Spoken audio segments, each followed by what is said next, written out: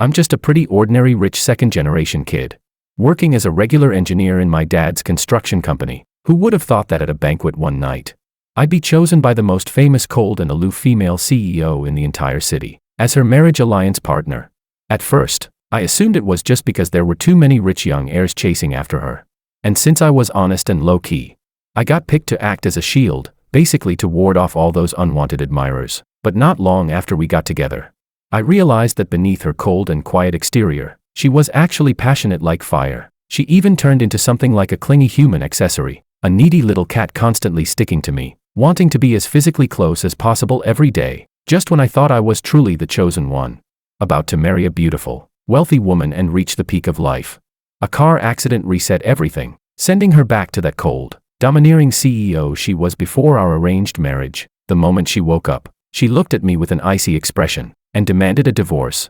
Chapter 1. In June, in South City, the plum rain season had just passed, leaving behind a faint, sticky humidity in the air. George stood in a corner of the banquet hall, holding a glass of champagne, feeling like he had wandered into a play that didn't belong to him. In fact, it really didn't. This annual charity gala, hosted by the South City Chamber of Commerce, was attended exclusively by business elites and powerful families. Although the Wong family had some reputation in South City, George's father, Simon, only ran a mid-sized building materials company. Compared to the truly top-tier elites, they didn't even qualify for a seat at the table. George's presence here was purely because his older brother Luis couldn't make it at the last minute. His father figured it would be a waste to let such a hard-to-get invitation go unused, so he sent his idle younger son in his place. George, talk to more people, expand your network, and remember to stay humble. We can't afford to offend anyone there, Simon had said earnestly, patting his shoulder before he left. At the time, George was lounging on the sofa flipping through an architectural photography book. He looked up and smiled gently. Dad, are you sure it's useful for me to expand our network? Feels like no one's interested in connecting with our family. Simon choked on his words for a moment, then waved his hand. At least show your face, it's better than not going. And so, George came, dressed in the most formal dark blue suit he owned. He stood quietly in a corner of the banquet hall, like a silent observer. He wasn't good at socializing, nor did he enjoy the superficial politeness and hidden agendas behind clinking glasses. So he simply picked an inconspicuous spot, slowly sipping his champagne while watching the crowd pass by. The hall was dazzlingly decorated. Massive crystal chandeliers hung from the ceiling, casting a brilliant glow across the entire space. The women's gowns competed in elegance and color, their jewelry sparkling under the lights. The men, dressed in sharp suits, either chatted casually over drinks or spoke in hushed tones about business secrets. George, feeling utterly bored, took out his phone and sent a message to his friend and college roommate, David. George typed, "I got sent here by my dad to attend some charity gala. It's so boring." The reply came almost instantly. David replied, "LMAO, you're an architecture guy, what are you even doing at that kind of event? My brother couldn't make it, so I'm just here to fill in." David asked, "So did you see any rich heiresses? Maybe you'll run into one by chance, marry into wealth and beauty, and reach the peak of life." Just thinking about it is kinda exciting. Seeing the message, George couldn't help but curl his lips into a faint smile. He typed back, "You're overthinking it. A nobody like me, those rich heiresses wouldn't even glance at me." David replied, "That's not necessarily true. You, a guy who literally looks like a 3D model, saying something like that. Back in the day, how many girls in our department were chasing you?"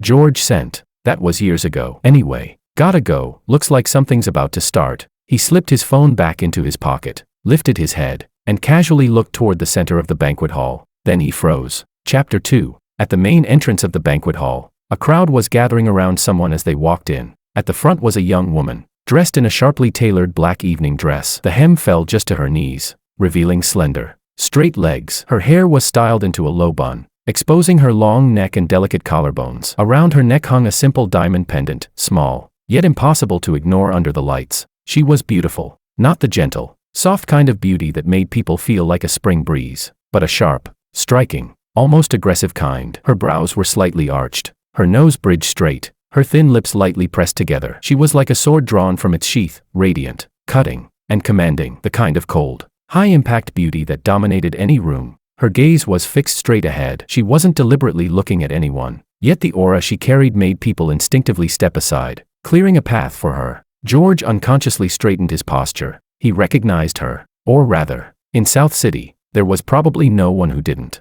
Willow Liu, CEO of the Liu Group, and the only heir of the third generation of the Liu family. The Liu Group was a true top-tier powerhouse in South City, with businesses spanning real estate, finance, healthcare, and technology, boasting assets worth hundreds of billions. 5 years ago, Willow's father, Pablo, handed over the company to his then 22-year-old daughter and took his wife. Traveling around the world, rumor had it they were currently in Antarctica watching penguins. As for Willow, her performance after taking over had silenced everyone who had been waiting to see her fail. With swift and decisive measures, she restructured the deeply entrenched internal factions, secured several key projects in succession, and boosted the company's revenue by 40% in less than 3 years. Financial magazines had dubbed her the Iron Rose of the business world. Such a woman was now walking toward the center of the banquet hall, every step steady and composed. George's gaze followed her unconsciously, and then, something unexpected happened. As Willow passed near where he was standing, she suddenly turned her head slightly and glanced in his direction. Just that one glance. Her eyes were a deep brown, like amber in late autumn, cool and clear. Her gaze cut precisely through the crowd and landed on him. Then, it paused for a second, or perhaps just a fraction of a second, so brief that George almost thought he had imagined it. But in that instant, he clearly saw something ripple in those cold eyes, like a tiny pebble dropped into a still lake, creating a faint, nearly imperceptible wave. Then she withdrew her gaze and continued forward, her steps uninterrupted, as if nothing had happened. George stood there, his heartbeat inexplicably quickening. Subconsciously, he raised a hand to touch his face, thinking, "Did I get something on my face?" He thought carefully. He had washed up before leaving and hadn't gotten any sauce or anything on himself. He looked down at his outfit again, a dark blue suit, white shirt, dark gray tie, perfectly standard, nothing out of place. Then I must have imagined it, George told himself, lifting his champagne for a sip, trying to suppress the strange feeling rising inside him. What he didn't know was that after walking a dozen steps away, Willow tilted her head slightly and spoke in a low voice to her assistant beside her. "That man in the corner just now, who is he?" Assistant Lin paused for a moment, following Willow's earlier line of sight, and replied uncertainly, "President Liu, do you mean the one in the dark blue suit?" Willow didn't answer, only lifted her chin slightly. Having worked with Willow for 3 years, Assistant Lin immediately understood the meaning behind the gesture: confirm and investigate. "I'll look into it right away," she said. Willow gave a small nod and, with her expression unchanged, walked into the VIP section of the banquet hall, beginning to exchange pleasantries with other business elites. Her smile was perfectly measured, polite yet distant, and every word she spoke was flawless. But if someone had been paying close attention, they would have noticed that over the next hour or so, her gaze drifted subtly toward a certain corner of the hall several times. And in that corner, George leaned against the wall, scrolling through his phone out of boredom, occasionally glancing up at the crowd. As the banquet entered its latter half, it transitioned into the charity auction segment. George had zero interest in this part and was already planning to find an excuse to slip away in about half an hour. He was wondering whether to finish the collector's edition of Delicious in Dungeon when he got home, or play a couple rounds of a game, when suddenly, a cool female voice sounded beside him. "Mr. Wang." Chapter 3. George Wang looked up and realized that Willow had somehow appeared right in front of him. Up close, she was even more stunning than from afar. Her skin was so fair it was almost translucent, and her features were as delicate as if she had stepped out of a finely detailed painting. She was about 170 centimeters tall, and in heels. She was only half a head shorter than him. "Hello." George straightened awkwardly, nearly spilling the champagne in his hand. "President Liu, you know me?" "Just found out," Willow replied calmly, as if stating a simple fact. George, 25 years old, graduated from Nen University's architecture department, currently working at an architectural design firm. Simon's youngest son, with one older brother and one older sister, neither involved in the family business's daily operations. George was speechless. For a moment, he didn't know whether to be shocked that she had investigated him so thoroughly, or that the CEO of the Liu Group would even bother investigating someone like him. "President Liu, is there something you need from me?" George asked cautiously. Willow looked at him, her gaze carrying a hint of scrutiny, but not just scrutiny. Her eyes slowly swept across his face, as if confirming something, before finally settling on his eyes. "Your eyes are very beautiful," Willow said suddenly. George froze completely. In his 25 years of life, he had been praised for being gentle, for having a good temper, and for being handsome, but this was the first time a top-tier elite CEO he had just met had so directly complimented his eyes. Thank you," George replied uncertainly, feeling like he was in a dream that didn't quite feel real. Willow didn't say anything more. She simply gave a slight nod, then turned and left. Her steps remained composed, the hem of her black dress swaying gently with her movement, like a flowing piece of night. George stood there, watching her back disappear into the crowd. Without realizing it, the champagne glass in his hand was already empty. He looked down at the empty glass, then back toward the direction Willow had vanished, his mind in complete disarray. What was that? He muttered under his breath. His phone vibrated. It was a message from David. So, is the banquet over yet? Did you meet any rich lady? George stared at the message for a few seconds, hesitated, then typed a reply. David, what does it mean if a top-tier female CEO suddenly walks up to you and says your eyes are beautiful? David immediately replied with a flood of question marks. Wait, you're talking about Willow. George says, how did you know I meant her? David, dude, there's only one top-tier female CEO in South City, Willow. This is even easier to guess than I have a friend. Now spill it, what happened? George sighed and briefly explained what had happened. There was a long pause on David's side before a string of exclamation marks came through. George, Willow is into you. You're about to land a golden ticket. George says, maybe she just said it casually. David, casually, that's Willow. She's handling millions, no, probably tens of millions, every minute. You think she has nothing better to do than walk up to a random stranger and compliment his eyes? Want to bet? If I'm wrong, I'll eat my words. George didn't reply again. He put his phone away, grabbed another glass of champagne, and tried to numb the strange restlessness in his heart with alcohol. Impossible, he told himself silently. Someone like Willow, how could she possibly be interested in him? Maybe his eyes just reminded her of someone she knew, and she had spoken out of momentary sentiment. Yes, that had to be it. Chapter 4. George convinced himself of his reasoning and took a taxi home after the banquet ended. But what he didn't know was that the moment he left the hall, Willow was standing by the railing on the second floor, watching his figure disappear through the doors. Assistant Lin, Willow said. Yes. Assistant Lin responded immediately. Willow asked, how many girlfriends has he had before? Assistant Lin had clearly done her homework. She opened the notes on her phone and replied. Based on the information we've gathered so far, George had one short relationship during university. It lasted about 3 months. The girl was a classmate from the same department. They broke up amicably after graduation. Since then, he hasn't dated anyone. His social circle is simple. His daily routine is basically home, work, and the gym, with the occasional meal with friends. No negative records, and no scandals. The corner of Willow's lips curved slightly, just a faint movement. If Assistant Lin hadn't worked with her for years, she wouldn't have noticed it at all. Not bad, Willow said. The words were light, but Assistant Lin could hear something in them, a sense of satisfaction. Silently, Assistant Lin lit a metaphorical candle for the Mr. Wang she had never met. It was the first time she had seen President Liu take such interest in a man, whether it was good or bad. She couldn't tell. 3 days later, George received a call from his father. On the other end, Simon's voice carried an indescribable excitement, like someone who had just won the lottery but was trying not to show it too obviously. George, are you free this Saturday evening? George thought for a moment. No plans. Why? Good. There's a dinner that night. You're coming with me. What kind of dinner? Just a normal business dinner, Simon replied, his tone slightly unnatural. Dress properly. Tidy yourself up. Don't just throw on a t-shirt like you usually do. George found it strange. His father had always known he wasn't interested in the family business and had never forced him to attend business dinners. So why now? Dad, what kind of dinner is it really? George pressed. It's just dinner with a few friends. You'll see when you get there, Simon said before quickly hanging up. George stared at his phone screen for quite a while, feeling like something was off. On Saturday evening, George styled his hair as instructed, put on a light gray suit, tied his tie neatly, and arrived at the agreed restaurant on time. It was a high-end Chinese restaurant located in the core CBD of South City, known for its privacy. Private rooms had to be booked a month in advance. As George followed the waiter into the room, he noticed that several people were already seated inside. His father, Simon, sat by the window. Beside him was a refined middle-aged man in a dark tailored suit. Though his hair was slightly graying, he looked energetic, and one could still see traces of his youthful handsomeness in his features.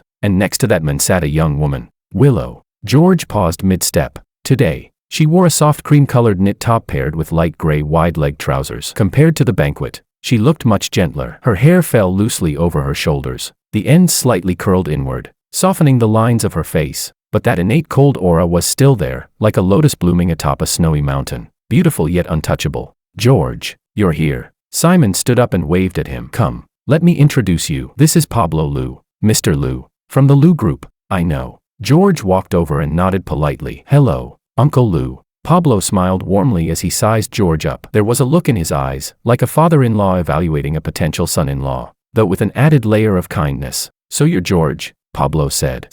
Sit, don't be shy. He patted the chair beside him. I heard from Simon that you're working in architectural design.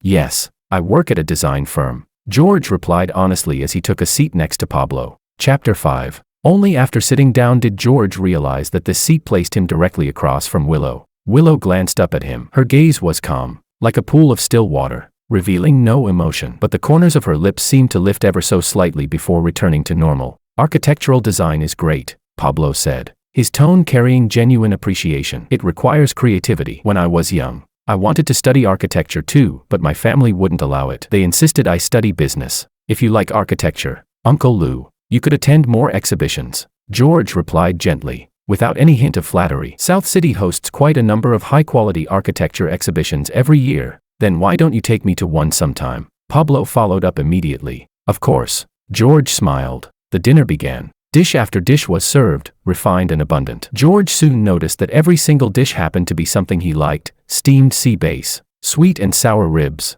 garlic broccoli, and tomato egg drop soup. His heart skipped a beat. These dishes, he had never specifically mentioned liking them in front of his father, but he had posted a photo of himself making tomato egg drop soup on social media before. A subtle sense of unease crept into his mind, but he quickly suppressed it. No way, no way. He shook his head inwardly. It had to be a coincidence. The atmosphere at the table was unexpectedly pleasant. Pablo was a very talkative man. The conversation flowed from architecture to travel, from travel to food, and from food to photography. George realized that he and Pablo shared many interests, and the two of them quickly hit it off. Meanwhile, Simon sat to the side, eating and watching his son chat with Pablo, his smile never fading. Willow, on the other hand, spoke very little throughout. Occasionally, she would interject with a sentence or two, but every time, it was perfectly timed. She ate gracefully, chewing slowly as if savoring every bite. George noticed that she didn't eat cilantro. In every dish, she would carefully pick out the cilantro and place it neatly in a corner of her plate.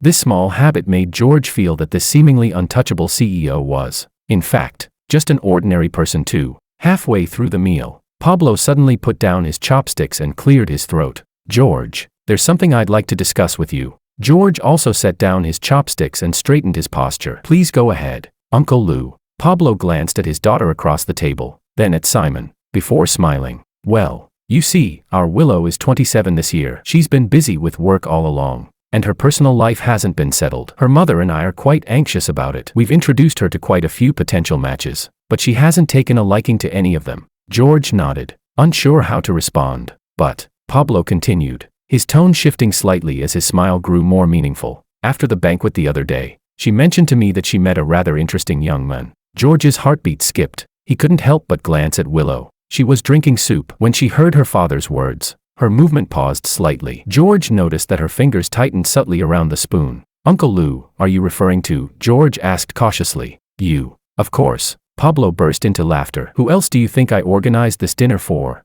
George was speechless. He turned to look at his father. Simon quickly averted his gaze, pretending to study the steamed sea bass on the table. Why did this fish look so fish-like?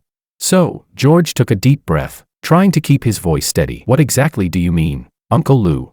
What I mean is, why don't you two young people try getting to know each other? Pablo said straightforwardly. Feelings are something you only understand after spending time together. If it works out, that's wonderful. If it doesn't, that's fine too. Just consider it making a new friend. Chapter 6. George fell silent for a few seconds. He looked at Willow again. Willow finally set down her spoon, lifted her head, and met his gaze directly. The cold distance that had filled her deep brown eyes at the banquet was gone. In its place was a quiet certainty, like someone who was determined to get what she wanted. Mr. Wong, Willow spoke at last, her voice calm and unhurried. If you're not interested, you can just say so. There's no need to force yourself. It was phrased perfectly, giving George a graceful way out. But for some reason, images from the banquet flashed through his mind, the way she had walked toward him that day, the slight frown when she picked out cilantro, and the faint trace of tension hidden beneath her otherwise composed gaze right now. I'm not unwilling, George heard himself say, the moment the words left his mouth. Even he was taken aback. A flicker of light passed through Willow's eyes. It was extremely subtle, so subtle that if George hadn't been watching her closely, he wouldn't have noticed it at all. But in that instant, those once cool eyes felt like lanterns being lit, warmth glowing from within. Then let's add each other on WeChat first, Willow said, taking out her phone and opening her QR code. George pulled out his phone as well and scanned it. The friend request was sent successfully. Her profile picture was a completely black image, and her username was simply Willow. The entire process was clean and efficient, like concluding a business deal. But George had the feeling that something had quietly changed after this meal. After dinner, both families walked out of the restaurant together. Pablo and Simon walked ahead, chatting about something and laughing happily. George and Willow walked side by side behind them, about half a meter apart. The night breeze was slightly cool, stirring the strands of hair resting on Willow's shoulders. She raised her hand and tucked it behind her ear, the movement natural and elegant. George Wang. Willow suddenly called his full name. Yeah. Are you free this Saturday afternoon? George thought for a moment before replying. I am. Willow nodded. There's a newly opened architecture exhibition at the South City Contemporary Art Museum. Her tone was as calm as if she were scheduling a work meeting. I happen to have 2 extra tickets. Would you like to go together?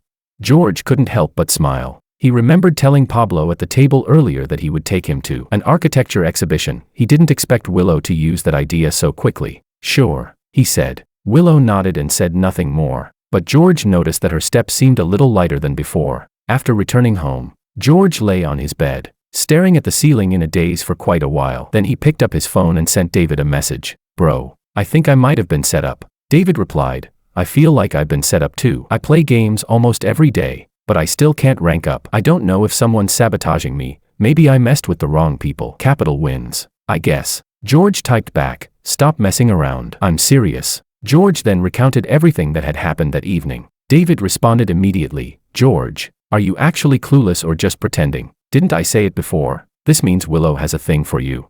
George replied, but why would she like me? There's nothing special about me. David sent back, listen, let me break it down for you. Someone at Willow's level, what kind of people surround her? Either rich heirs, political elites, or top business figures. She's seen those types her whole life. She's probably bored of them already. A clean, easygoing, good-looking artistic architect like you. You're basically a breath of fresh air to her. Okay. George stared at the message, thoughtful. That actually makes some sense. David replied, exactly. And from what you described, her dad was especially warm toward you, right?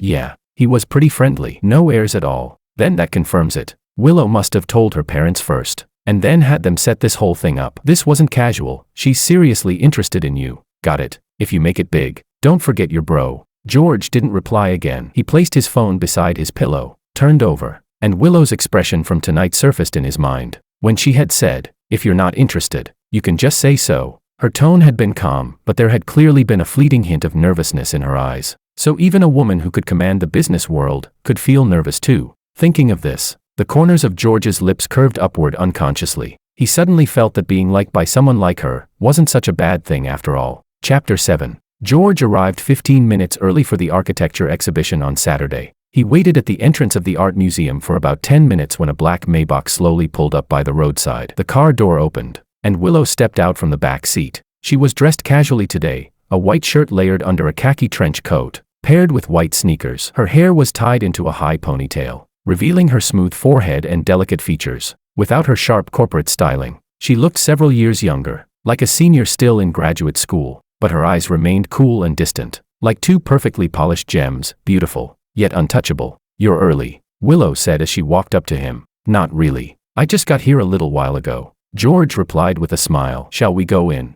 Willow nodded. The theme of the exhibition was Future Cities, showcasing conceptual works by emerging architects from both China and abroad. George was already interested in this field, and the moment he entered the gallery, he began carefully examining each exhibit, occasionally taking out his phone to snap a few photos. Willow walked beside him, but she looked at him far more often than she looked at the exhibits. When George studied a piece, he would tilt his head slightly, revealing a well-defined jawline, a long neck, and a sharp Adam's apple. His eyelashes were long, casting a faint fan-shaped shadow beneath his eyes when he looked down at his phone. When he smiled, his eyes curved into crescents, and the softness at the corners of his lips felt like a spring breeze. Willow memorized each of these details, as if collecting something rare and valuable. Look at this. George suddenly pointed at a design on the wall and turned to her. This designer applied the concept of a vertical forest to old city redevelopment. It's pretty innovative. Willow followed his gesture and studied it seriously for a few seconds. It is impressive, she said, but from an implementation standpoint, the maintenance cost would be very high. The irrigation systems and wind resistance measures for vertical greenery would require significant investment. George paused for a moment, then smiled. You really are a CEO. Your first instinct is cost and feasibility. Occupational habit, Willow replied calmly. though the corners of her lips lifted slightly. That subtle curve made George's heartbeat quicken again. He realized that when Willow smiled, though it was always faint, her entire presence softened. Like sunlight breaking through ice, there was a unique charm to it that was hard to look away from. They spent nearly 2 hours in the museum. After finishing the exhibition, George suggested going to a nearby cafe. "I know a nice place just around the corner," he said. Willow didn't refuse. The cafe was small, decorated in a vintage industrial style. A few black and white photographs hung on the walls, and in one corner sat an old record player playing jazz music. George pulled out a chair for Willow, and only sat down across from her after she was seated. Willow glanced around and asked, "Do you come here often?"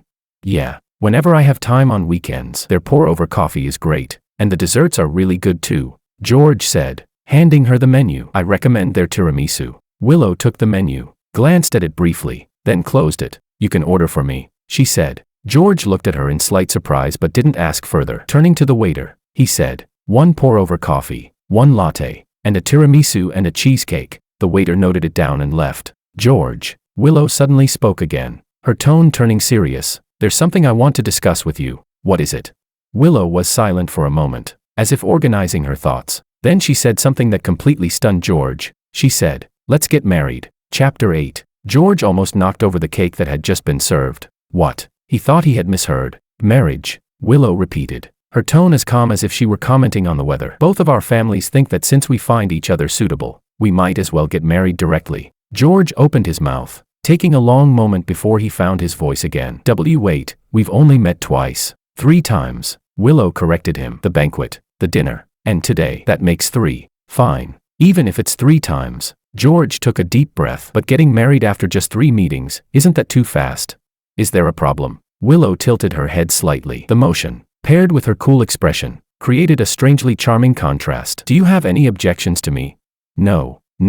George waved his hands quickly. "You're great, really great. I just think marriage is a big deal. It takes time to understand each other." "I understand you," Willow said with certainty. George, 25 years old, 183 centimeters tall, 75 kilograms, blood type O, birthday October 17th, Libra. "You don't smoke, drink occasionally. You only had 1 girlfriend in college, dated for 3 months after graduation. You haven't been in any relationships. Your social circle is clean. No bad habits. Gentle personality, good temper, can cook." "The book you're currently reading is The Timeless Way of Building." George froze completely.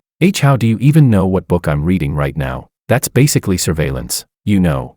I had someone look into it," Willow said without changing her expression. "If we're getting married, of course I need to understand everything clearly, but we're not even at the stage of getting married yet." George felt like his brain was struggling to keep up. Willow looked at him, then suddenly lowered her gaze slightly. For a brief moment, she looked almost aggrieved. "Do you not want to marry me?" she asked, her voice softer than before. George's heart softened instantly. "It's not that I don't want to, it just feels too fast," he tried to explain. "Our families need an arranged marriage alliance." Willow lifted her eyes again, looking straight at him. "The Liu Group and the Wang family have many areas for business cooperation. A marriage alliance would benefit both sides." George paused. "A marriage alliance?" "Yes." Willow nodded. "My parents want me to find a partner with a clean background and reliable character. Although the Wang family isn't large in scale, it has an excellent reputation. Your father, Simon, is well known in the industry as an honest businessman, and you personally have no negative record. From the perspective of a marriage alliance, you are a very suitable candidate." George fell silent. The concept of a marriage alliance was nothing unfamiliar in elite circles. 2 families forming a union through marriage to share resources and bind interests. It was extremely common. The Wang family did have some standing in South City, but compared to the Liu Group, it was like an ant versus an elephant. Why would the Liu family need an alliance with them?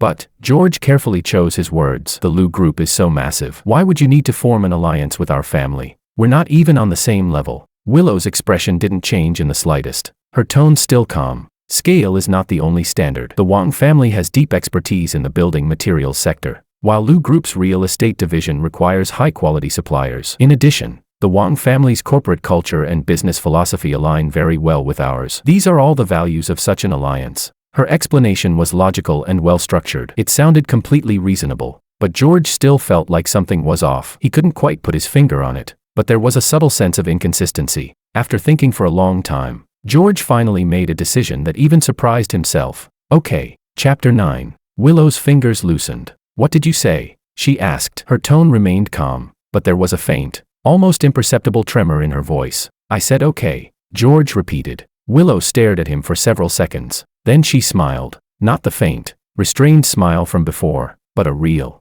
complete one. Her eyes curved into crescents, the corners of her lips lifting to reveal a hint of white teeth. It was like the first flower blooming after the snow melts, bright and warm. George felt as if something had slammed hard into his heart. Then it settled. Willow said. She withdrew her smile, returning to her usual cool expression, but the lingering warmth in her eyes betrayed her. Wednesday morning at 9. We'll meet at the Civil Affairs Bureau. Bring your household register and ID. Okay, George nodded. And one more thing, Willow added. Let's keep this private for now. We'll announce it at the right time. Got it. They finished their coffee, along with the tiramisu and cheesecake. When it came time to pay, George insisted on covering the bill. Willow glanced at him but didn't argue. By the time they stepped out of the cafe, the sky had already darkened. Streetlights flickered on one by one, casting a warm orange glow over the entire street. I'll drive you home, Willow said. No need. I can just take a taxi. Get in the car. Willow's tone left no room for refusal, but she added after a brief pause. It's cold outside.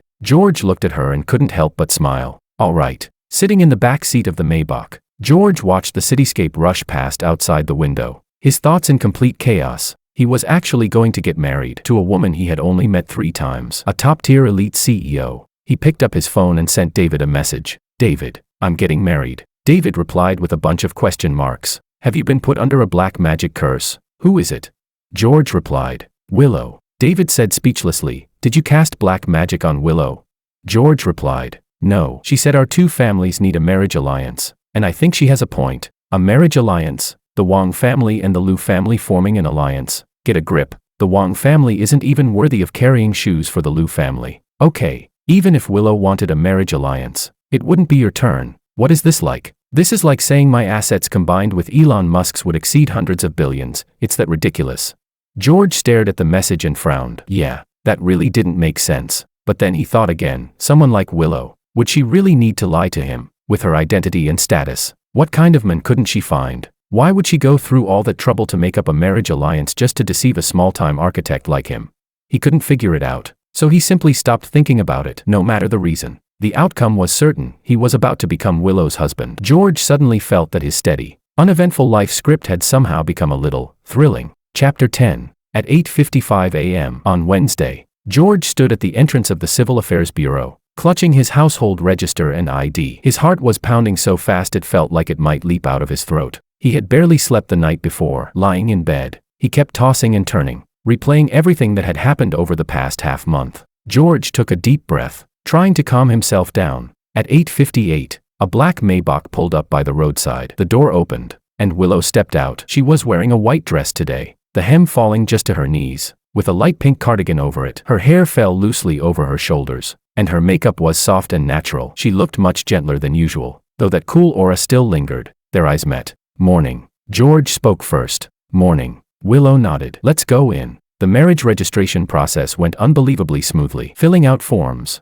taking photos, stamping documents, it all took less than 20 minutes. The staff member picked up the official seal and pressed it firmly onto the marriage certificate. Clack. A crisp, decisive sound. Congratulations to both of you. You are now officially married. George took the certificate and glanced at it. Their names, his and Willow's, were printed on it, stamped with the official seal. Bright red and unmistakably real. He was married to a woman he had only met 3 times. Let's go, Willow said, slipping the certificate into her bag as she stood up. They walked out of the Civil Affairs Bureau. Sunlight spilled across the steps, warm and bright. George stood at the entrance, squinting up at the sky, feeling a strange sense of unreality. Tonight, move into my place, Willow said. Okay, George nodded. That evening, George dragged a suitcase and stood in front of Willow's home, a standalone villa located in Yunchi Villa Estate, the most prestigious residential area in South City. He looked up for quite a while before fully taking in its scale. The door opened, and a woman in her 50s greeted him with a warm smile. You must be the young master's husband. Miss has been waiting for you for quite some time. Please, come in. George felt a little embarrassed at the title, but he nodded politely and wheeled his suitcase inside. After 10 p.m., the 2 of them returned to the bedroom. George stood by the bed, unsure what to do. Although they were legally married now, they had only met a few times, and now they were going to sleep in the same bed. Do you prefer the left side or the right? Willow asked, her tone as casual as if she were asking what he wanted for breakfast.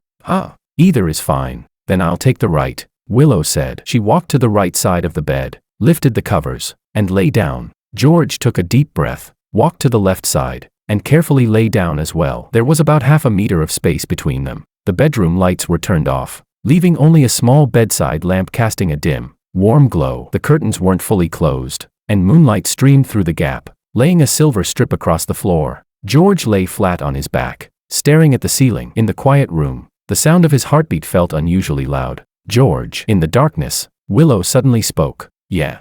Do you feel reluctant about marrying me?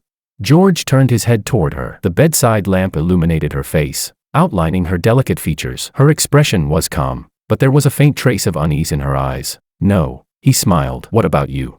Willow didn't answer immediately. She stayed silent for a long time, so long that George thought she might have fallen asleep. Then, softly, she said a few words. I'm very willing. Her voice was so light, like a feather landing on water. George's lips curved into a smile, about to say goodnight. Then he felt it, under the covers. A hand quietly reached over and gently held his. That hand was soft and warm, with fingertips slightly cool. The grip wasn't tight, but it was firm, like holding onto something she didn't want to let go of. Chapter 11. George's heartbeat suddenly sped up. Willow. His voice was slightly hoarse. Willow didn't answer, but her hand didn't loosen. If anything, her grip tightened. George slowly turned his head to look at her. Moonlight streamed through the gap in the curtains, illuminating her profile. Her eyes were closed, her eyelashes trembling faintly, and there was a soft blush on her cheeks. Her lips were pressed together slightly, as if she were trying to hide something. Yet her hand held his, palm against palm, fingers intertwined. Willow, he called again. This time, Willow opened her eyes. Those deep brown eyes looked especially bright in the moonlight,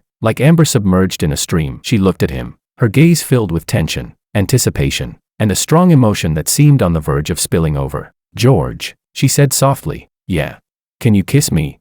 George's mind went blank with a loud buzz. He opened his mouth, wanting to say something, but his throat felt blocked. Willow waited a few seconds, but no answer came. Her gaze dimmed slightly, a trace of disappointment flashing through it as she began to loosen her hand and turn away. Then George moved. He turned over and gently pressed her beneath him. His hands were braced on either side of her, careful not to put his weight on her. He lowered his head, his forehead resting against hers, their noses almost touching. Are you sure? George asked, his voice so hoarse it barely sounded like his own. Willow looked at him. The moonlight reflected a gentle glow in his eyes. She raised her hand, her fingertips lightly brushing his cheek, then slowly tracing over his brow, the bridge of his nose, and his lips. I'm sure, she said, her voice as soft as a sigh. I've never been more sure. George lowered his head and kissed her. The kiss was light and gentle, like savoring the most precious dessert in the world. Willow's lips were softer than he had imagined, carrying a faint hint of mint. She responded, not just responded. She wrapped her arms around his neck,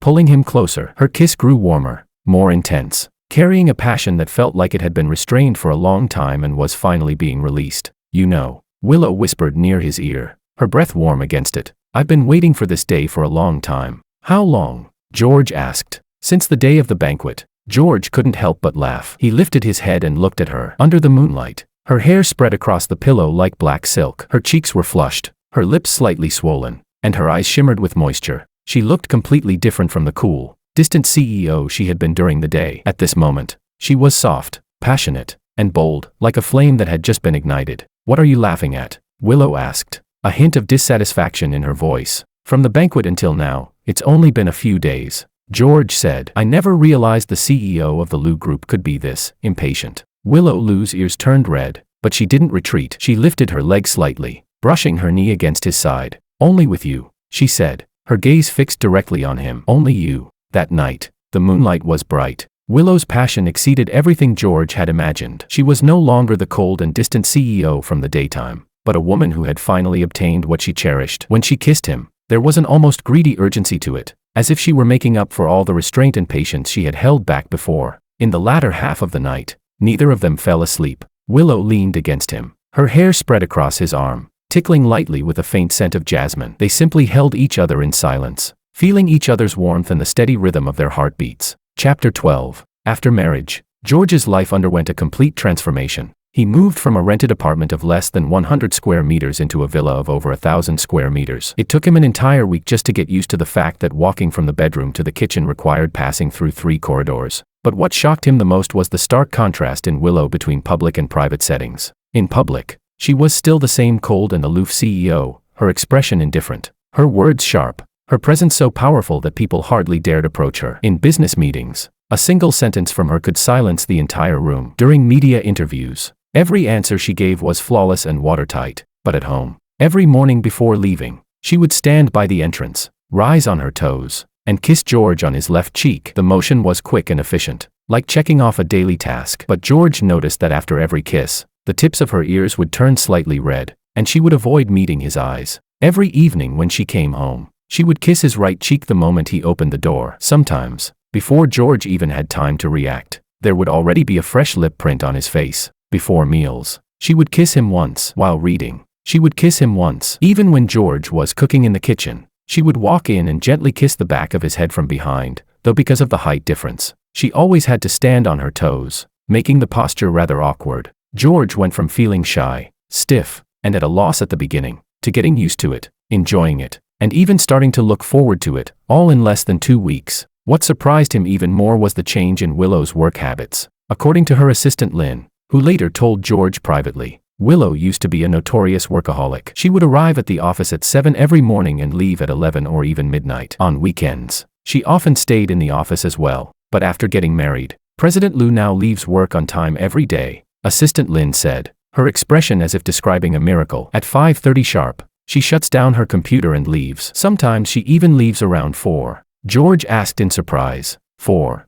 Yes. Lynn lowered her voice. Once, I went into her office to deliver some documents and saw her watching a surveillance feed on her phone. Surveillance feed?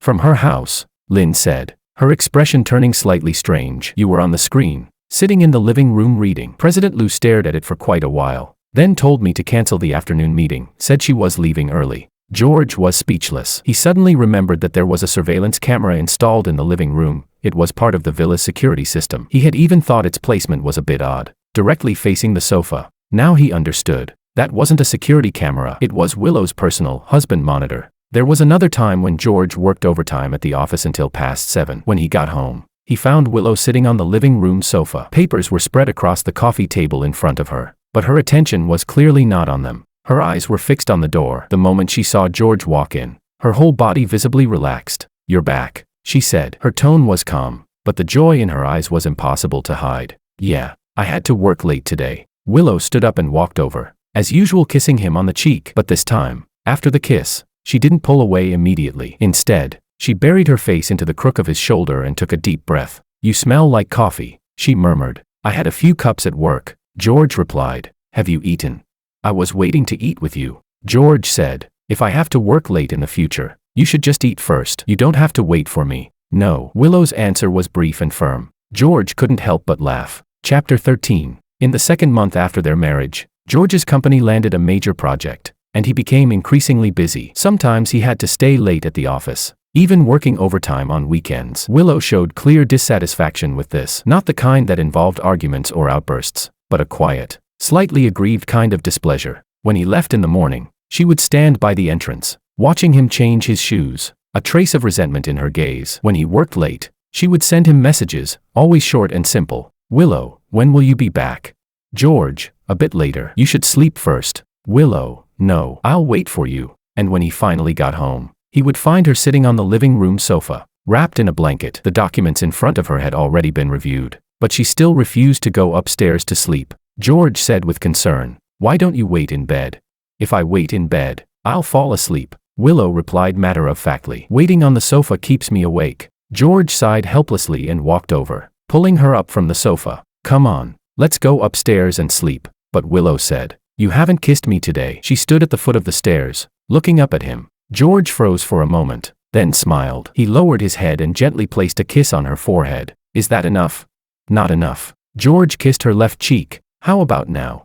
Still not enough. George couldn't help but laugh. He kissed her right cheek, the tip of her nose, and her chin, then lightly brushed a kiss against the corner of her lips. What about now? The tips of Willow's ears had turned completely red, though she still tried to maintain a composed expression. Barely enough, she said. Then she turned and went upstairs, her steps noticeably quicker than usual. George stood at the foot of the stairs, watching her figure disappear around the corner of the second floor. A sense of fulfillment unlike anything he had ever felt before rose quietly in his chest. Chapter 14. Everything happened on a rainy afternoon. George had taken half a day off that day, leaving work early to go to the mall and buy a women's scarf. The weather had turned cooler, and he had noticed that Willow had been hunching her shoulders when she went out lately, probably feeling cold but too lazy to dig out a scarf. He chose a light gray cashmere scarf. It felt soft to the touch, and the color suited her complexion well. After paying, he sent Willow a message. George say, "Come home early tonight. I have a gift for you." He took a taxi home, placed the scarf on the coffee table in the living room, and went into the kitchen to prepare dinner. He was in the middle of chopping garlic when his phone suddenly rang. It was an unfamiliar number. "Hello, is this Mr. George Wong? Your wife, Ms. Willow Liu, was involved in a traffic accident at around 3:20 p.m. today on Coastal Avenue. She has been taken to South City First People's Hospital." The knife slipped from George's hand and fell to the floor with a sharp metallic clang. He didn't remember how he got to the hospital. He only remembered rushing out of the house without even changing his shoes, running through the rain in his slippers for several streets until a taxi stopped in front of him. When he arrived, he rushed into the emergency hall, his whole body trembling. "Willow, where is Willow?" A nurse hurried over and asked, "Are you Ms. Liu's family member? She is currently undergoing examination. Her injuries are not serious, mainly a head impact." George stood outside the emergency room, drenched from head to toe, his slippers caked with mud. He looked like someone completely soaked by the rain. His eyes were fixed tightly on the door. After what felt like an eternity, the emergency room door finally opened. A doctor in a white coat stepped out. "We've conducted a full examination on Ms. Liu," he said. "She has several minor abrasions and contusions, no fractures, and no internal organ damage. However, she suffered a head impact during the accident, resulting in a traumatic concussion. At present, this condition is often accompanied by short-term memory impairment. In simple terms, she may experience temporary amnesia." George felt a loud buzz in his head. The doctor continued, "She is conscious now, and her vital signs are stable. You can go in to see her." George took a deep breath and pushed open the door to the ward. Willow was reclining against the hospital bed, a white bandage wrapped around her head, with a few faint abrasions on her face. Her complexion was pale, her lips nearly colorless,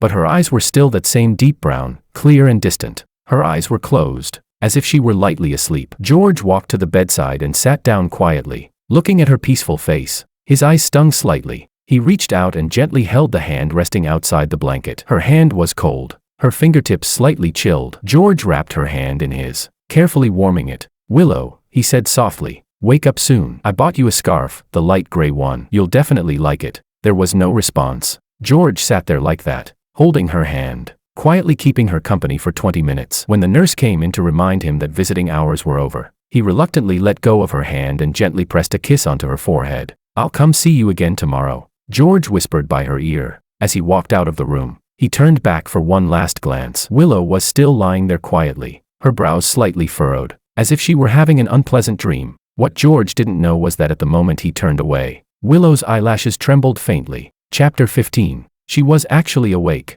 She had woken up the moment he held her hand, but she didn't open her eyes, because she didn't recognize that voice. She didn't recognize the warmth of those hands. She didn't recognize the stranger who left a gentle kiss on her forehead. A strange man held her hand, called her Willow, said he had bought her a scarf she would like, and said, "I'll come see you again tomorrow." Her mind was blank and chaotic. She didn't remember getting married. She didn't remember ever having a husband. She didn't know who the gentle voice belonged to, so she chose to keep her eyes closed, to remain silent. After the men left, Willow opened her eyes. She looked at the empty hospital room, her brows furrowing deeper. "Assistant Lin," she called, her voice slightly hoarse. Assistant Lin, who had been waiting by the door, immediately pushed it open and walked in. "President Liu, you're awake?"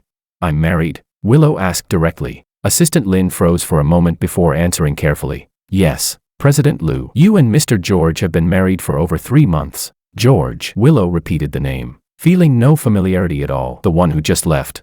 "Yes." Willow frowned slightly. "Find a lawyer and draft a divorce agreement," she said calmly, as if assigning a routine task. "My marriage was probably for some business consideration, but I don't remember it now. There's no need to maintain it. Handle it as soon as possible." "President Liu," Assistant Lin hesitated. "And one more thing," Willow added. "Don't let that person come to the hospital again. I don't need visitors." Assistant Lin opened her mouth, but in the end, she simply nodded. "Yes, I'll take care of it right away." Willow closed her eyes again. For some reason, a vague image suddenly surfaced in her mind, a pair of hands, warm hands, wrapping around hers, carefully warming them. She frowned and forced the image out of her mind. 2 weeks later, on the day of the divorce, the weather was almost unbelievably good. The sky was clear, the sun bright, and the ginkgo trees along the road had begun to turn yellow, their golden leaves shimmering under the sunlight. George stood at the entrance of the Civil Affairs Bureau, wearing a white shirt and dark blue jeans, holding his ID and household register. His expression was calm, but there was a faint shadow under his eyes. He hadn't slept well for several days. Ever since the day at the hospital, he hadn't gone back. Assistant Lin had conveyed Willow's message tactfully. President Liu said you can just arrange the divorce at the Civil Affairs Bureau. There's no need to meet again. George didn't insist. He had already learned that Willow had lost her memory and forgotten him. Though he felt disappointed and sad, their marriage had originally been nothing more than a business alliance. This outcome was not entirely unexpected. He simply sent Assistant Lin messages every day, asking about Willow's recovery. Then he would put down his phone and sit in the empty living room, staring into space. Before leaving home this morning, he placed the light gray scarf, the one he had never had the chance to give her, on the bed. Maybe he hoped she would see it when she returned, or maybe he just didn't want the scarf to remain alone in the closet. George stood at the entrance of the Civil Affairs Bureau and glanced at his watch. 9:58 a.m. At exactly 10 o'clock, a black Maybach pulled up by the roadside. The car door opened, and Willow stepped out. The bandage on her head was gone, and the abrasions on her face had nearly healed. She wore a white shirt and black trousers, her hair tied into a low ponytail. She looked composed, sharp, and distant, exactly the same as the first time George had seen her at the banquet. Chapter 16. George's heart suddenly tightened. Willow walked to the entrance of the Civil Affairs Bureau. Her gaze swept over George, who was standing on the steps, and then she froze. She stood below the steps, while he stood above. Their eyes met in midair. Sunlight poured over George, outlining him with a soft golden glow. Dressed in a simple white shirt and jeans, he looked clean and fresh, like a poplar tree growing under the sun. His eyes were beautiful, light brown, like fallen autumn leaves, warm and bright. Willow's heart skipped a beat without warning. President Liu, Assistant Lin reminded softly from behind. Willow withdrew her gaze, walked up the steps, and stopped in front of George. Mr. Wang, she said. Willow. George smiled slightly. How's your recovery? I'm fine now. Thank you for your concern, Willow replied, her tone polite and distant. Let's go in. They walked into the Civil Affairs Bureau. George went to the ticket machine and pressed the button. A small slip of paper came out. 312. He turned to her and said, there are 3 people ahead of us. It'll probably take about 10 minutes. Willow nodded and stood in a corner of the waiting area. George stood beside her, about a meter away. During those 10 minutes of waiting, Willow kept stealing glances at him from the corner of her eye. She looked at his profile, his eyelashes, the fingers holding the ticket, the faint curve at the corner of his lips. She didn't know why she was looking, but she couldn't stop. This person. She clearly didn't know him, but she couldn't help wanting to look at him. The next moment, number 312, please proceed to window 7. The announcement snapped Willow out of her thoughts. George glanced at the number in his hand and turned to her. It's our turn. Willow nodded and followed him to window 7. They stood in front of the counter. A middle-aged woman sat behind it, with a stack of forms spread out in front of her. You're here to process a divorce, right? Please present your IDs and household registers. George handed over his documents. Willow took hers out of her bag and handed them over as well. The staff member accepted them and began checking the information. She looked at the photos on the IDs, then at Willow, then at George. You two look quite well matched, she said casually. Why are you getting divorced?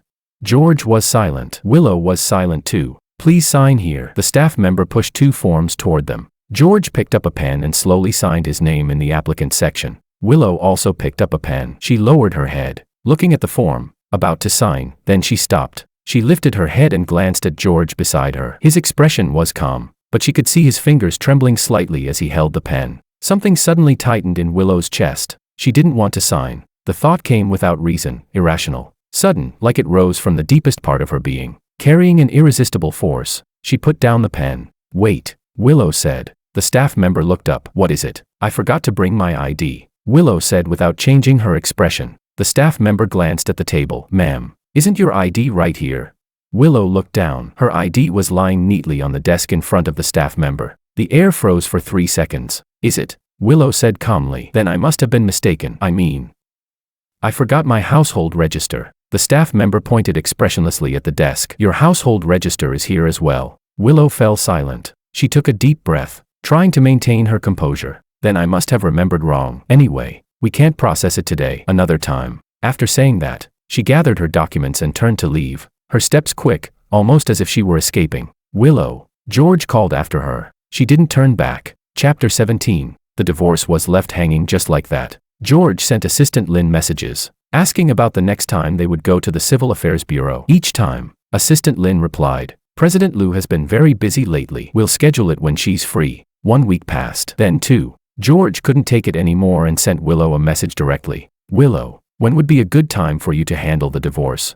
After sending it, he waited 2 hours before receiving a reply. "Busy lately. We'll talk later." George stared at those few words for a long time. Busy. No matter how busy someone was, surely they could spare an hour for something like a divorce. He waited another week. Still nothing. Then, he started receiving some strange invitations. On Wednesday evening, Assistant Lin called. "Mr. Wang, President Lu would like to discuss the property division with you in person. Are you available tomorrow evening? Maybe have dinner together?" George found it odd. The divorce agreement had already clearly outlined the property division. What was there left to discuss? The next evening, he arrived at the restaurant they had agreed on. Willow was already seated inside. She was wearing a cream-colored knit sweater, her hair falling loosely over her shoulders. She looked much softer than the last time he saw her at the Civil Affairs Bureau. When she saw him walk in, her gaze lingered on his face for a second before shifting away. George sat down. The waiter brought the dishes. George glanced at them, and his heart skipped a beat. These dishes were his favorites, the same ones she used to have the housekeeper prepare often. But the current Willow shouldn't know that. "How did you order these?" George asked cautiously. "I just picked randomly," Willow said without changing her expression. "Don't you like them?"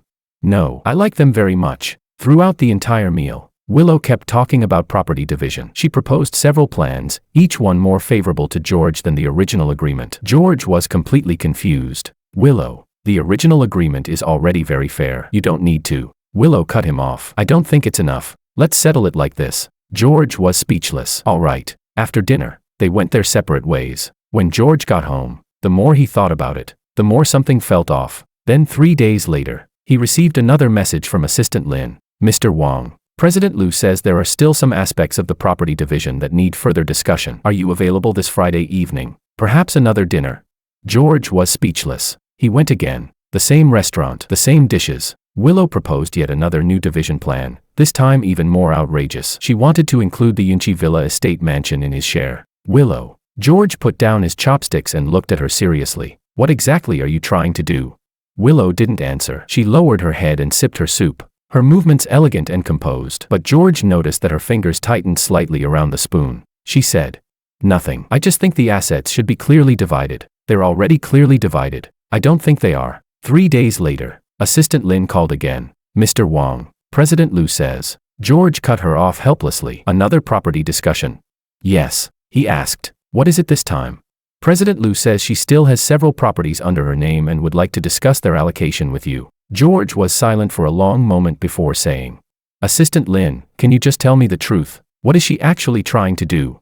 Chapter 18. There was a long silence on the other end of the phone before a voice finally spoke. "Mr. Wang, I think you should ask her yourself." George took a deep breath. He had held it in for long enough. "All right," he said. "Tell her I'll go see her tomorrow night. But this time, we're not talking about splitting assets. I have something I need to ask her face to face." The next evening, George arrived at the villa in Yunchi Manor. He rang the doorbell. The door opened, and Willow stood there, wearing loose home clothes, her hair casually tied at the back of her head. When she saw him, her gaze flickered slightly. "Come in." George walked inside. The living room looked the same as before, but he noticed something. On the coffee table lay a light gray cashmere scarf. It was the one he had bought but never managed to give her. He clearly remembered leaving it on the bed in the bedroom. She must have found it. Following his gaze, Willow glanced over, the tips of her ears turning slightly red. "That scarf, you bought it?" Willow asked. "Yeah, I bought it the day you got into the car accident. It was supposed to be a gift for you, but I never gave it." Willow was silent for a moment before softly saying, "It's very soft, very warm." George looked at her and took a deep breath. "Willow, what exactly are you trying to do? You asked to meet me 3 times, each time saying it was to discuss property division, but every proposal was more ridiculous than the last. You weren't talking about property at all." Willow fell silent. George frowned. "You don't want a divorce, do you?" Willow's body stiffened slightly. Then she raised her head and looked at him. The coldness in her deep brown eyes slowly melted, replaced by something warm, soft, thick and sweet like honey. "Yes," she said, her voice as light as a feather. "I don't want to divorce anymore." George's heartbeat suddenly accelerated. "Why?" Willow was silent for a long time. She lowered her head, her fingers unconsciously rubbing the edge of the scarf on the table. After a while, she finally spoke. "I don't remember you," she said. "I don't remember how we met, why we got married, or what happened after. She looked up into his eyes. But that day, outside the Civil Affairs Bureau, when I got out of the car and saw you for the first time, my heart told me it knew you. George stopped breathing for a second. I was standing at the bottom of the steps, and you were at the top. She continued, her voice growing softer and softer, and I thought, this person must be someone I loved very much. Otherwise, even after forgetting everything, I wouldn't have been drawn to him at first sight. George's eyes began to sting. Willow pressed her lips together. I know it sounds ridiculous. I don't remember you, but I just don't want a divorce. I don't want to sign those papers, and I don't want to be separated from you. I don't know why, but my body knows. She reached out and gently pressed her hand against her chest. Here, she said softly, it knows you. George stood there, unable to say a single word. Willow stood up and walked over to him. She tilted her head up and looked into his eyes. I'm sorry. I regret it. I don't want to divorce anymore. Even though I've lost my memory, the moment I see you, I understand why I married you. George took a deep breath, forcing down the heat rising in his chest. Why? He asked, his voice slightly hoarse. I don't know. Willow answered honestly, but I've been thinking about how I ended up marrying you in the first place. I thought it was a political marriage, but the more I think about it, the more it doesn't make sense. She paused, her brows knitting slightly, as if she were contemplating a major business decision. With my status, why would I even need a political marriage? The moment she said it, even Willow herself froze. Then her expression turned strange. She tilted her head, as if recalling something, or piecing together a conclusion. So, if it wasn't a political marriage, then why did I marry you? She muttered to herself, her gaze scanning George's face back and forth. She paused, then continued. I saw you at a banquet, had someone investigate you, arranged a blind date, and then lied to you about it being a political marriage. Her voice slowed more and more, her expression shifting from confusion to shock, from shock to disbelief, and from disbelief to a deep, overwhelming embarrassment, like she wanted to disappear into a hole. So, was it me who tricked you into marriage? Chapter 19. Looking at her expression, oh my God, what have I done? George almost couldn't hold back his laughter. He forced himself to keep a straight face. Go on, she said. I lied to you about it being a political marriage, but in reality, I had a crush on you. And so it wasn't a business arrangement at all. It was just me wanting to marry you. Willow fell silent. Then she raised a hand and covered her face. Oh my God, her voice came out muffled through her fingers, heavy with utter despair. I always thought it was a political marriage.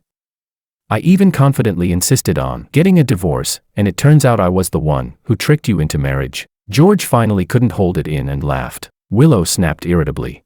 And you're still laughing? She glared at him through her fingers. You knew I tricked you into marriage. Why didn't you say it earlier?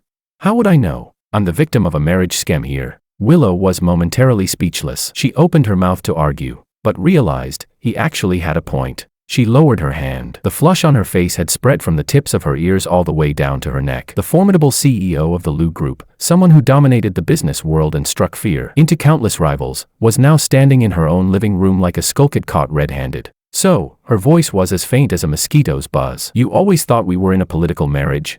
Yeah. George nodded. You told me that, so I believed you. Then, why did you agree to the divorce? Because you didn't remember me. George said it as if it were obvious. You didn't even remember who I was. If I kept hanging around, wouldn't that be awkward? Besides, the assets you were giving me weren't exactly small. I figured I should be satisfied. Willow's expression became even more complicated. She stared at him for a long moment, suddenly feeling the urge to grab this man and shake some sense into him. You're that easily satisfied? She demanded. What else should I do? You couldn't at least fight for it. What was there to fight for? George replied. You'd already forgotten me. You could have. Willow opened her mouth, only to realize she really had no ground to criticize him. After all, she was the one who had asked Assistant Lin to draft the divorce agreement, and she was the one who said, there's no need for us to meet again. She took a deep breath. Fine. Even if everything before was my fault, what about now? Now what? Willow said. Now I'm telling you I don't want a divorce. What do you say? George looked at her and deliberately stayed silent for a few seconds. I'll have to think about it, he said. Willow's eyes widened instantly. Think about what? You were so determined to divorce before, you completely broke my heart. And now you say no divorce just like that. Don't I have any dignity? Willow was speechless. She took a deep breath, then another, trying very hard to stay calm. George, yeah. She narrowed her eyes slightly. Are you playing hard to get? No, George said innocently. I just think you need to show some sincerity. What kind of sincerity?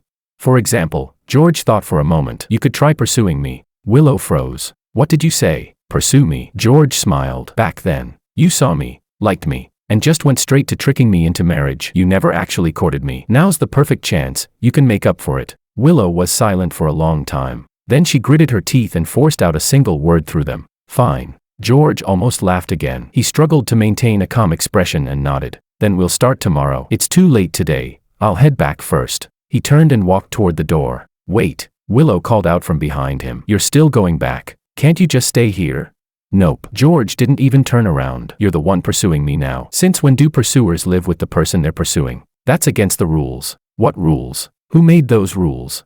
I did. Willow stood in the living room, watching George stroll out the door as if nothing had happened. Then she heard the soft click of the door closing. Chapter 20. She stood there, her expression absolutely priceless. That man, the one she had managed to win over in just a few days, the one she had tricked into the Civil Affairs Bureau under the guise of a political marriage, was now actually asking her to pursue him. Hey, man, what kind of fantasy are you living in? She took out her phone and sent a message to Assistant Lin. How do you pursue someone? Assistant Lin replied, President Liu, what kind of pursuing are you referring to? Willow typed, that kind. Pursuing a man. George told me to pursue him. Assistant Lin responded, President Liu, has your account been hacked? No. Just answer. President Liu, I don't think you need to specifically learn. Weren't you already quite good at it before? Investigating him, arranging a blind date, tricking him into marriage, just follow that approach. Willow stared at the screen for a long time. Is there a more decent way? Assistant Lin replied, then, send flowers, invite him to dinner, pick him up from work, show concern for him. That's it. Well, President Liu, you'll have to figure it out yourself. After all, when it comes to pursuing someone, sincerity matters most. Willow tossed her phone onto the sofa and leaned back, staring up at the ceiling. Pursuing someone. She had never pursued anyone in her life. It had always been others chasing after her. She only needed to reject them. And now she had to pursue someone. And not just anyone, her own legal husband. She took a deep breath. Fine. Then she'd pursue him. After all, he was already hers. It's not like he could run away. At 7 a.m., George's phone rang. Half asleep, he picked it up and heard a cool, composed voice. Wake up. What time is it? 7. You should have breakfast. George was silent for 3 seconds. You called just to wake me up? Yes. George replied. You weren't like this before. You used to just kiss my face directly. There was silence on the other end. Then, beep, the call was hung up. George looked at his phone screen and couldn't help but laugh. He turned over, ready to go back to sleep. The doorbell rang. Still in his pajamas, he went to open the door. Outside stood a driver in a black suit, holding an insulated bag. Mr. Wang, Madam asked me to deliver your breakfast. George took it, opened it, and saw plain porridge, soup dumplings, a fried egg, and a fruit salad. Beside it was a sticky note, written in neat handwriting. Remember to eat breakfast. Don't go hungry. Willow Liu. George looked at the note, a smile forming at the corner of his lips. After finishing breakfast, he took a photo and sent it to Willow. Got it. Thanks, Miss Liu. Willow replied, MM. George asked, that's all? One word.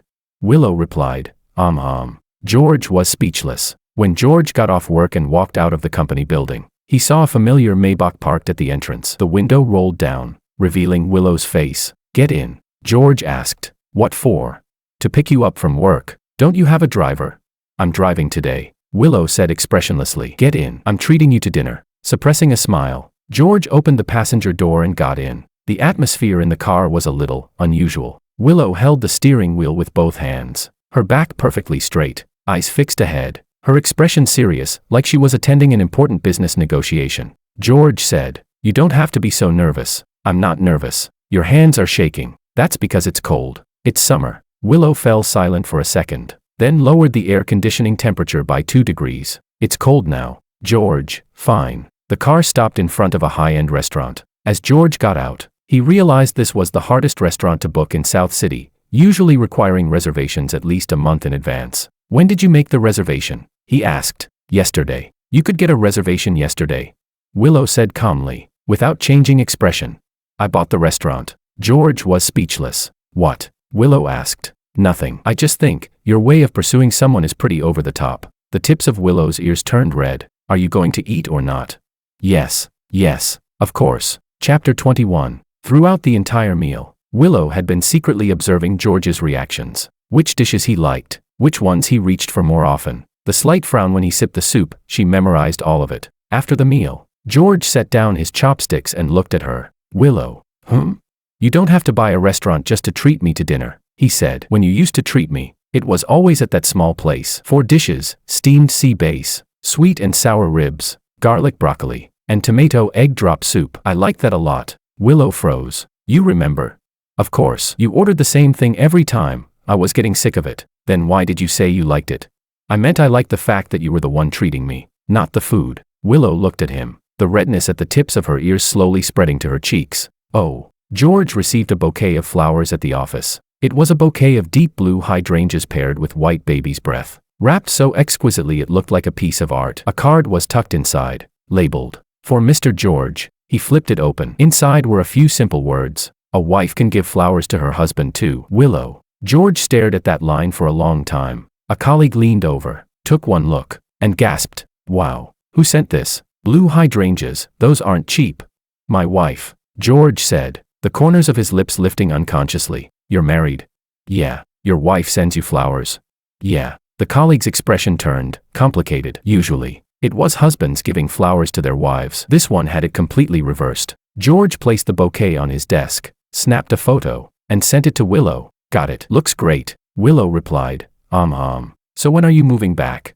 George typed, "That's a different matter." Willow replied, "Oh, okay." George put down his phone, looked at the bouquet on his desk, and couldn't help but smile. He suddenly felt that being pursued by Willow wasn't so bad after all. When George got off work, he saw a completely unexpected scene outside the company building. Willow was standing at the entrance, holding up a sign. On it were the words, "George, I'm pursuing you." People passing by were all staring at her like, "What is going on here?" But she stood there calmly, back straight, as if she were holding a company financial report. George hurried over and snatched the sign from her hands. "What are you doing?" "Pursuing you," Willow said matter-of-factly. "Didn't you say you wanted sincerity? I think a public confession shows sincerity." You. George glanced at the crowd around them, his face instantly heating up. "You're the CEO of a listed company, standing on the street holding a sign like this. Aren't you afraid someone will take photos?" "Why should I be?" Willow said without changing expression. "This way, everyone will know I'm pursuing you. Then no one will compete with me." George was speechless. He suddenly had a strong feeling, if Willow kept this up, the one who would give in first might be him. When George returned to his rented apartment after work, he found a huge box at his door. He opened it. Inside were 7 neatly arranged scarves, from light gray to dark gray, from cashmere to silk, from thin to thick, every type imaginable. Beside them was a card. "Didn't know which one you'd like, so I bought them all." Willow. George crouched beside the box, staring at the scarves, then pulled out his phone and called Willow. "Willow. Why did you buy me so many scarves?" "I just felt like buying them." "The scarf you gave me," Willow's voice grew softer. "I hold it every night when I sleep." George's heart skipped a beat. "What did you say?" "Nothing." Willow's voice returned to its usual calm. "When are you moving back?" George took a deep breath. "Tomorrow." There was a second of silence on the other end. Really? Chapter 22. Although it was just a single word, George could hear the smile hidden within it. Dragging his suitcase, he returned to Yunchi Manor. He rang the doorbell. The door opened almost immediately, as if someone had been standing there waiting the whole time. Willow stood at the entrance, wearing his white shirt. Her hair fell loosely over her shoulders. Her expression tried to remain calm, but the light in her eyes betrayed her. "You're back." "I'm back." Willow stepped aside to let him in. As George pulled his suitcase past her, she suddenly reached out and grabbed his sleeve. "George." "Yeah. I won't forget you again." George turned to look at her. Willow said, "Even if I lose my memory again, I'll remember you all over again." Her voice was soft, but firm. "Because my heart knows you. It's more reliable than my brain." George looked at her, his eyes warming. He pushed the suitcase aside and pulled her into his arms. "Willow. You don't need to pursue me anymore." "Why?" "Because." George lowered his head and gently pressed a kiss onto the top of her hair. "You already caught me a long time ago." Willow buried her face into his shoulder and took a deep breath. He smelled faintly of laundry detergent, clean and fresh. "Then why did you make me pursue you before?" she asked. "I just wanted to see what it would look like when the CEO of the Lu Group chases someone." "And what did it look like?" "Clumsy," George said with a smile, "but very cute." Willow raised her hand and lightly punched him. "You." George laughed and pulled her closer. That night, moonlight once again spilled into the bedroom. Willow leaned against George's chest, her finger tracing circles over it. "George, I have a question." "What is it?" "Did you really think we had a political marriage back then?" "Yeah." "You never doubted it?" "I did, but I thought, with your status, There was no need for you to lie to me, so I believed it. Willow was silent for a moment before saying, "Now you know, it wasn't a political marriage. It was me, falling in love with you at first sight. And how does that make you feel?" George lowered his head to look at her. The moonlight fell across her face, her eyes bright like amber submerged in a stream. "I feel lucky." "Why?" "Because you have everything, and yet, you chose me." Willow looked at him, her eyes suddenly stinging. "George, do you know why I chose you?" "Why?" "Because at that banquet, everyone wanted to get close to me. Only you stood in the corner and didn't even look at me." George froze for a moment. "So those CEO romance tropes are real. CEOs really fall for people who ignore them. But I did look at you. I just looked when you walked over. But you didn't crowd around me like everyone else." Willow said. "You just stood there quietly, like a tree, not competing, not flattering, calm and composed." She paused. "Then I looked at you, and you looked at me. Your eyes were beautiful, and your smile was gentle, and I thought," her voice softened, "this is someone I like, someone I want." George looked at her, his eyes warming again. He lowered his head and kissed her forehead. "Then I'm yours," he said softly. "All of me." Willow smiled, a sweet, warm smile. Like an ordinary girl in love, she tiptoed and gently pressed a kiss onto his lips. "George, I like you. I know. You have to say you like me too. I like you. Say it a few more times. I like you. I like you. I like you." Willow buried her face into his chest and laughed softly. That laughter was light and gentle, like the night breeze brushing against wind chimes,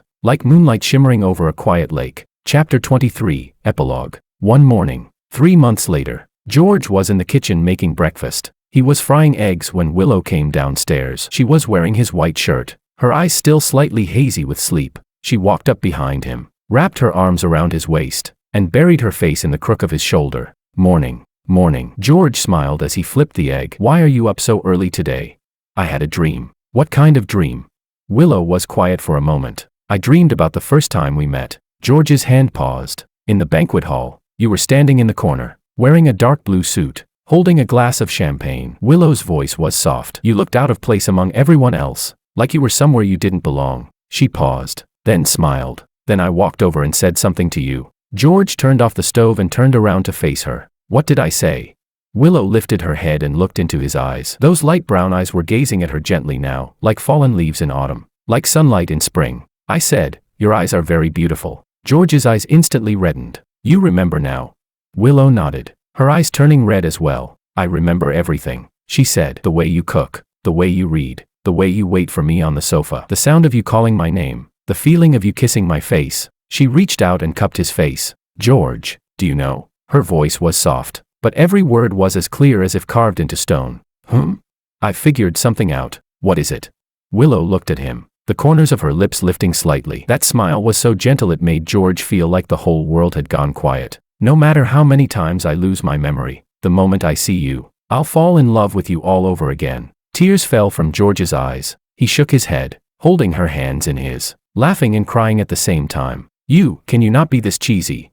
"No." Willow stood on her tiptoes and gently pressed a kiss to his lips. "Because it's the truth." George pulled her tightly into his arms. "Willow, you're not allowed to get into another car accident. Okay, you're not allowed to forget me again. Okay, you're not allowed to talk about divorce anymore. Okay, you're not even going to argue."